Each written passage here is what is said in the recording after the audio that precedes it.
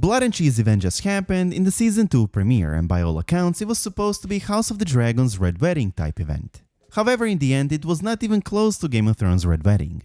Yes, of course it was tragic, a little boy lost his life, but the showrunners had a perfect opportunity to make it much better, as there's written material for it, written by George R. R. Martin in his Fire and Blood book. And let me tell you, Blood and Cheese is way darker and better in the book. Let's see how. In the book, Daemon was not with Rhaenyra when the news of Lucerys' death arrived. He sent her a raven from Harrenhal with word that her son's death would be avenged by a son for a son. Daemon hired Blood and Cheese through Mysaria. In the book, the assassins were aware that Helaena was accustomed to bringing her children to her mother's chambers in the Tower of the Hand every night before they were put to bed. Cheese led Blood into the Red Keep through a forgotten passageway.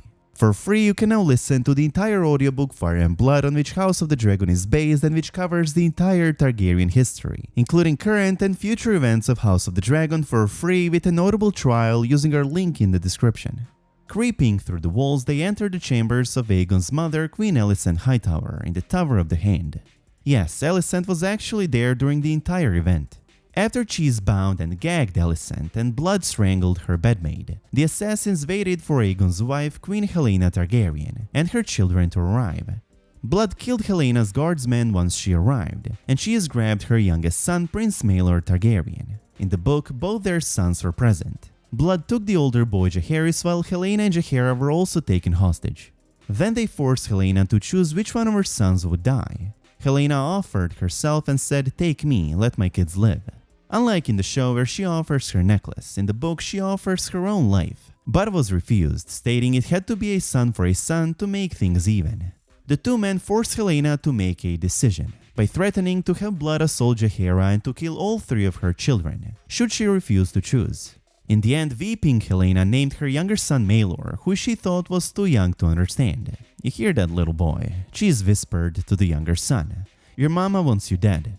Then Blood struck off the older boy's head with a single blow and fled with the head, while Helaena screamed and hugged his remains. When the guards burst in, they found Queen Helaena still screaming, clasping her dead son's body, mad with grief. The psychological torture Helaena endured in the book changed her forever. After Jaehaerys' death, Helaena became deeply depressed, slowly sank into madness, and refused to eat, bathe, or leave her chambers. Nor would she look at her younger son Maelor, knowing that she had chosen him to die, and couldn't forgive herself. The book version is much darker, but also much more impactful.